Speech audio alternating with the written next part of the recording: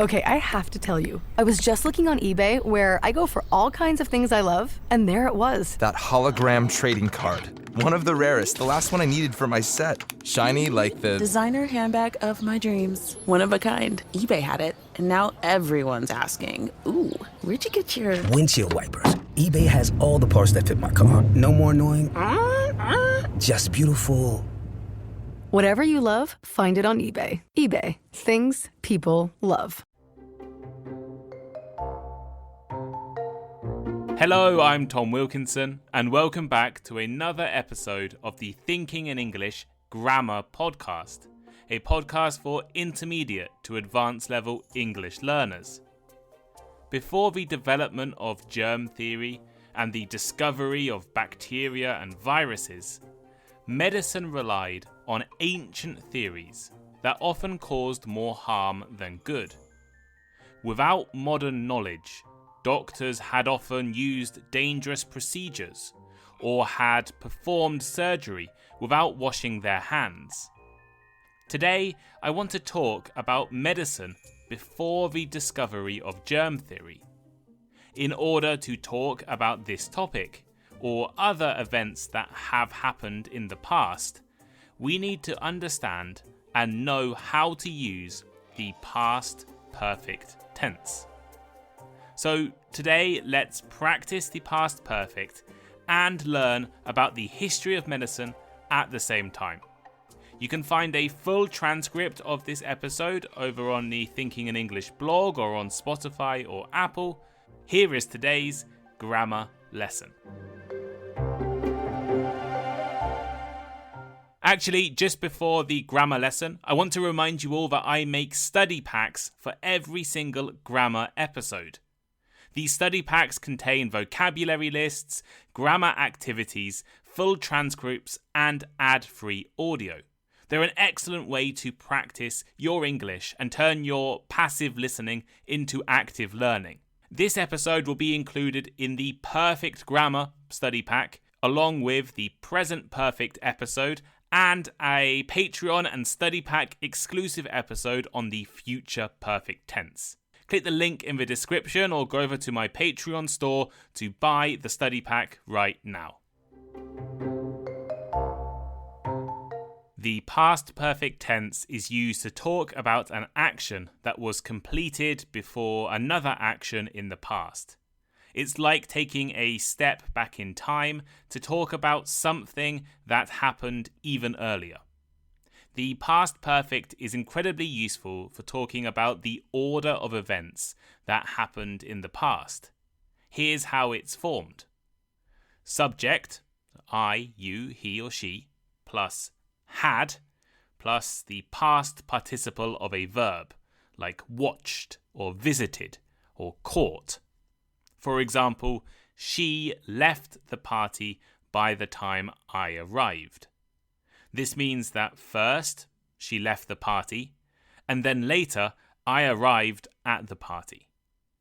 We also use signal words with the past perfect, words like before, by the time, when, and after. Here are some more examples. I had finished my homework before I watched TV. This means that first, I finished my homework, and then later I watched TV. They had eaten dinner when we called them. This means that first they ate dinner and then later we called them. He had already eaten breakfast when I woke up. First he ate breakfast, then I woke up. I didn't know that she had moved to a new city. First she moved to a new city, and then I found out, or I didn't know until later. Remember, the past perfect tense is used to show the sequence of two past actions. The action that happened first uses the past perfect, and the action that happened second uses the simple past.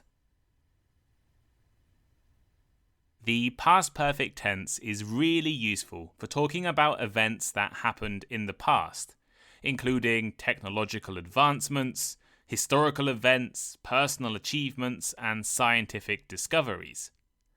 If you are an avid listener of Thinking in English, you probably know that I studied the politics of Asia at graduate school. You might even know that I had studied a joint degree in history and political science before my master's. You won't know, however, that I specialised and I wrote my undergraduate thesis in medical history. So today, to demonstrate the past perfect, I thought I'd talk a little bit about medicine before the discovery of germs, at least Western European medicine. Before the discovery of germs, medicine had relied heavily on theories and practices that we now consider outdated and ineffective. Before Louis Pasteur and Robert Koch made their groundbreaking discoveries of microorganisms in the 19th century, medical practitioners had based their treatments on the ancient theories of humorism and miasma. Before the germ theory of disease was developed, doctors had believed that illnesses were caused by imbalances in the body's four humours: blood, phlegm, black bile, and yellow bile. Today, we know that bacteria and viruses can cause infections, but for most of history, we had no knowledge of this. Instead, we believed in the four humours, a concept Hippocrates, the Greek philosopher, had written about thousands of years ago. According to this theory, good health depended on the balance of these four humours: blood, phlegm, yellow bile, and black bile. And if someone was sick, treatments tried to balance these substances in the body.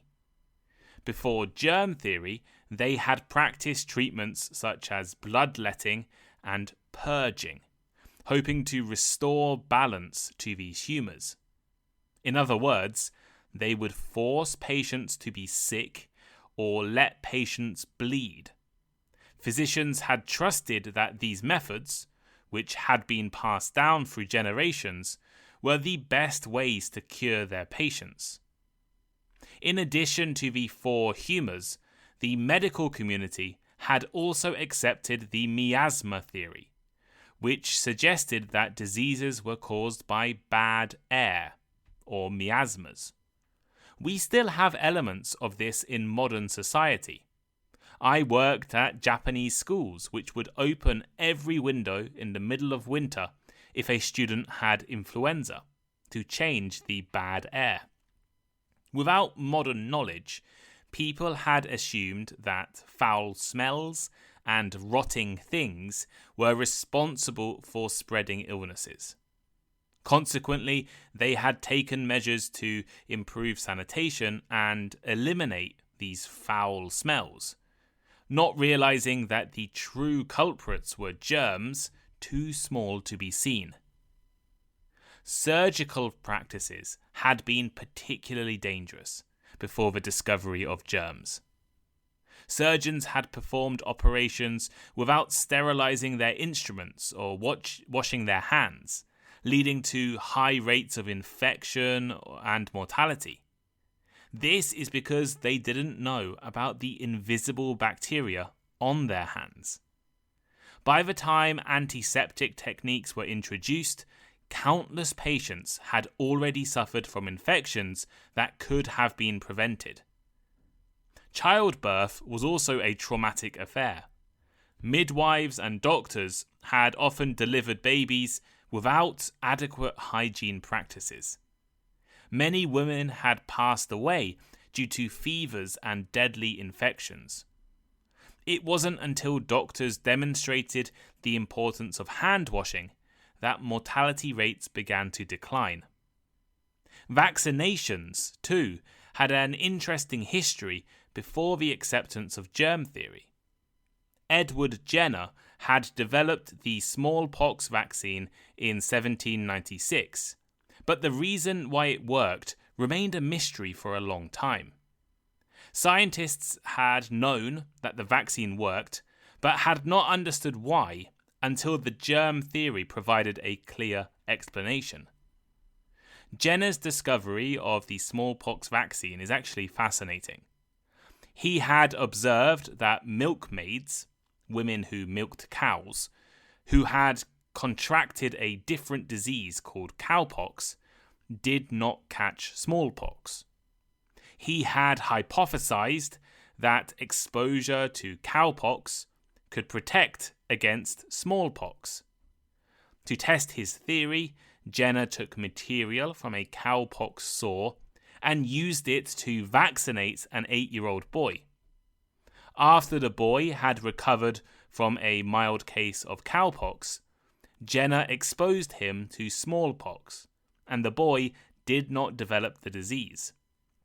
This confirmed that the cowpox infection had provided immunity against smallpox. The most remarkable thing about this is that Jenner had created a vaccine before knowing anything about bacteria, viruses, germs, or modern medicine.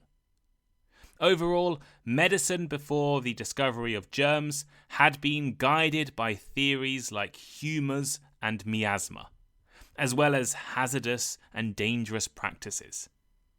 The discovery of germs and the development of sterilization, vaccination, and antibiotics marked a turning point that has since saved countless lives. So here is today's final thought. Today I've introduced you all to the past perfect tense. We use this grammar to talk about an action that was completed before another action in the past. After explaining how to form and use the past perfect, I tried to demonstrate the grammar through a discussion of medicine before the development of germ theory. Now you have listened to this episode and this grammar lesson, let's practice your English. Think of a time when you missed an important event. What had you been doing before you realized you missed it? And how did you feel about it afterwards? Let me know by leaving a comment on this episode and trying to practice writing in the past perfect. You can comment on Spotify, or you can leave a comment on my website, thinkinginenglish.blog, and on this transcript. The link is in the description. If you want to take your English and grammar study further, I have created study packs for this episode and all other Thinking in English Grammar episodes. Right now on my shop, there is the Perfect Grammar episode pack, which is for this episode and the present perfect and the future perfect. And there's also the previous study pack on conditional grammar. So go and pick up those study packs and enjoy them. Do the activities in those packs. Listen to the bonus extra episodes I included. And actually, rather than buying the study packs, just become a Patreon member. As long as you're a paying Patreon member, you can get them all for free. So go and become a Patreon member first. Or if you don't want to become a Patreon member, download the study pack. Thank you for listening, and I'll see you all next time. Goodbye.